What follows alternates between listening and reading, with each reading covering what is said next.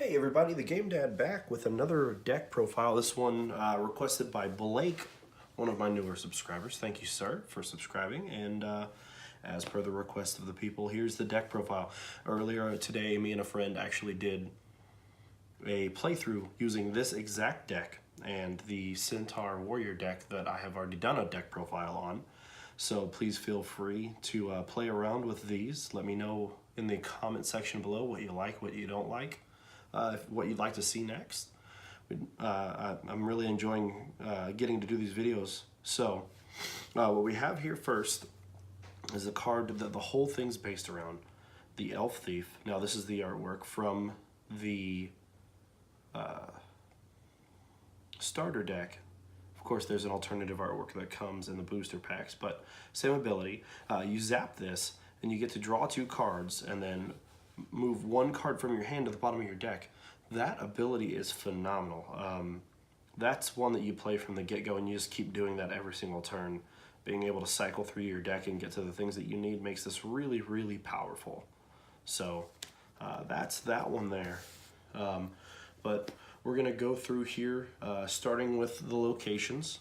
Okay, we've got the land location, a nice little tongue-in-cheek humor versus on the whole Magic the Gathering, the little island that has a mountain and a forest and a plain and a swamp in it. It's pretty cute. And this one says, during each hero's reckoning step, so at the beginning of your turn before you draw, all heroes take 1 gold, which lets your opponent ramp up their ability to get monsters out, get spells out, get things, or sorry, mischiefs and monsters and things like that out. But your ability to stop them from causing you damage is greater than the help that you're giving them by having this location out. So again, that's this location card here, land. They do come in every single starter deck, so they're pretty easy to come by, not too hard to get. So luckily my local friendly gaming store, Blitzkrieg Games and Comics, I always like to throw them a shout out here because they are where I get my things. They're where I get to play test and do these things. I was up probably till 1 o'clock in the morning this morning play testing these decks with the assistance of some of the folks there. So it's always a fun place to go.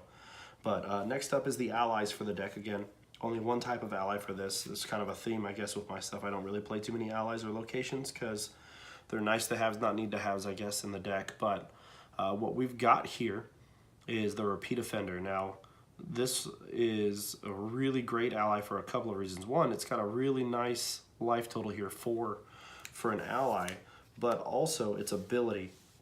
You can roll a die. I'm sorry, you do roll a die once you commit this to a fight.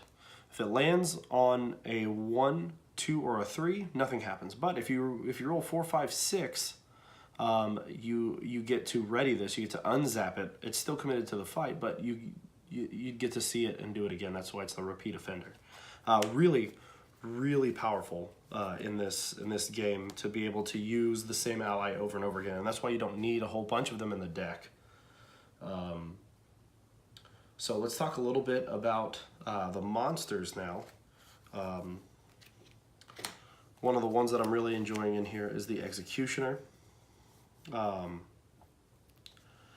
It's plain and simple, a 3/3/3, pay 3 gold, get 3 attack, has 3 health. But if it lives through the fight, you actually get to deal damage to another ally. So if you've already suffered damage to an ally, it lives through the thing, but that ally still has more health, you're just whittling away at it now with this. Really, really great card. I highly recommend this one in the deck, obviously. But it's a little unsung hero. Next, this guy is one that I think any Thief deck build would want to have. So this is Legbreaker Joe. He's gonna break your legs, I guess is what that's about. But his ability is sketchy, and I don't know if it's too hard to see on here. I'm gonna try and make this a little bit easier to see. But what that says is, it says that this ability is only active if you get caught cheating this turn. So while this is in your stash, you can squish Legbreaker Joe to deal 3 direct damage to any hero or monster, any one target. So you play this guy out, You let him flip over. Then your opponent,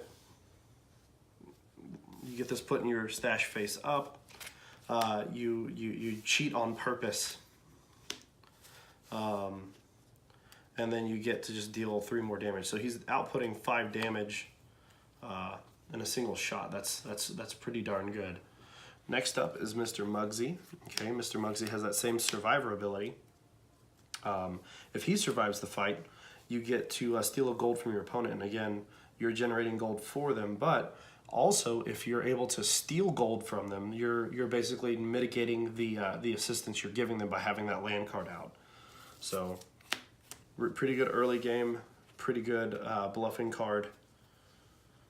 Next up is the RNGesus. Now, again, dice rolling. I know there's a couple of dice rolling cards in here, but we have a little bit of ways of mitigating the luck of the dice roll with this one. This one's great. You roll a die, and you can get anywhere from a 1 to a 6 on his power. So most of the times I've seen this rolled.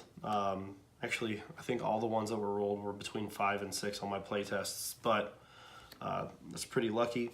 I was also able to re-roll a couple of times, and we'll get into how you do that now with some loot. So the first loot cards I want to bring out here are the Flaming Armor.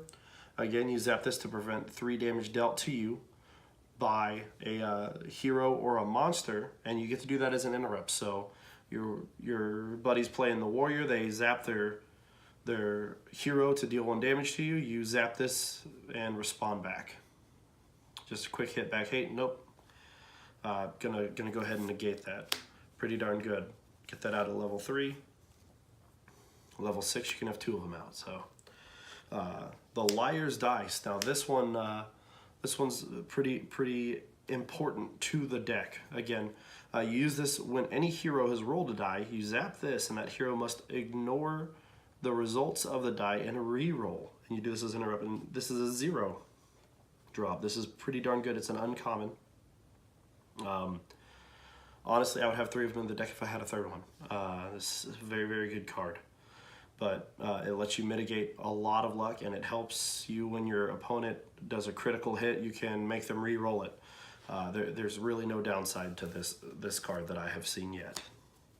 And then couple more pieces of loot here. The Lucky Giant's Toe. Now this one has to deal with die rolling. If you roll a 5 or a 6, then you get to deal 1 damage to yourself and to your opponent, but then you heal 2. So it basically is a heal 1 for you, deal 1 to them. It's pretty good. Nice one just to have because we're rolling lots of dice with this deck. And then finally, Muggsy SAP. It's just a very vanilla weapon, 1/1 at level 2, and it will let you deal direct damage to a monster or to your opponent with that smack ability, similar to what we talked about with the Centaur Warrior. So there's that. And then finally, the real masterpieces of this deck are the Mischief cards. So talking about being able to mitigate some of the damage that you're helping your allies, or I'm sorry, your opponent get with their monsters. You play this whenever you check for cheating, so that monster gets flipped over and it's a beastie. Well, these reduce that attack to 0 for this fight. It's just 2 gold, basically nullifies their attack. It's phenomenal. Next up is Nope, which is really great. Again, there's 2 in here. I would probably try and find room for a 3rd one if I had one. But this lets you prevent 3 damage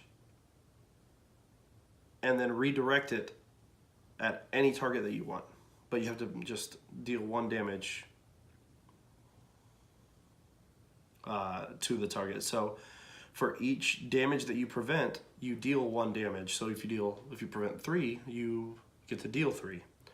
Really, really great card. Skewer, I would probably shorten this down to 2 and put in another Nope. But the Skewer has been very, very important in some winning of this deck. So it deals 1 direct damage to your opponent, and then you stick this on their hero card, That gives them bleeding 1, so at their reckoning, they take another damage. And that stacks. So you skewer them once, skewer them twice, skewer them 3 times, 3 direct damage, and they're taking 3 damage at the start of their turn. Pretty hard to come back from. And of course, what's a thief without a little backstabbing? A little stabbity. You play this when your opponent decides to run away for 1 gold, and you deal 2 direct damage to them. Can't say enough about that. 2 damage for 1 resource is great in any game. And then last but most certainly not least, making your opponent lose cards out of their hand is great. Doing it for 1 resource is even better. So, and it's not their choice. You're picking at random from their hand a card. So 1 gold, get something out of their hand that could have basically made the game for them. And that is everything that I put into the Elf Thief deck. If you want to see how that plays, how that works out, please go watch the gameplay video that I put up earlier today. It really kind of helps you see how the game works. I know that the creators of the game have put up some tutorial type things, but no real gameplay videos. So hopefully my video will help you see if this is for you or if not, or it'll help you raise some questions about your own gameplay, or maybe if I did something wrong, please feel free to leave a comment. As always, feel free to subscribe. Make sure you hit that little bell so that way it'll let you know when new videos go up, because I do plan on putting more of these up. Let me know in the comment section below what you want to see next. I'd love to do some more gameplay, maybe another a deck build. Y'all tell me. I'd love to do it. I'm just doing this for fun for now, trying to build up subscriber base. So hopefully maybe one day I can do this for fun and for job. Again, I'm the Game Dad, and y'all have a good night.